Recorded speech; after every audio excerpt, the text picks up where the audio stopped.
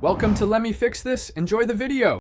Gather 1 lb, 454 g, shredded cabbage, non-iodized salt, a clean quart jar, and a weight.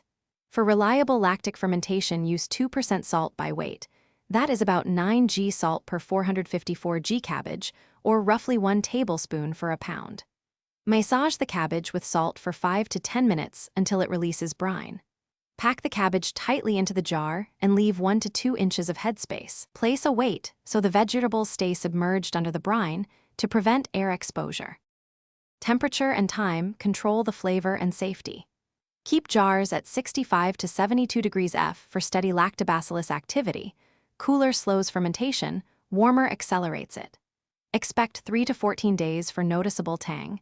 Taste daily beginning on day 3 until the acidity and texture suit you. Ensure vegetables remain submerged under brine with a weight or a small clean inner jar to avoid mold. Release built-up CO2 by burping lids once a day or use an airlock. To prevent pressure buildup, when your sauerkraut tastes pleasantly tangy and the texture is firm, move the jar to refrigeration to slow fermentation and preserve the live cultures and crunch.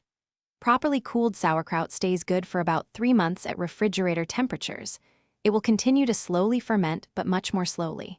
Always inspect for slime, fuzzy mold, or foul rotten odors and discard affected batches.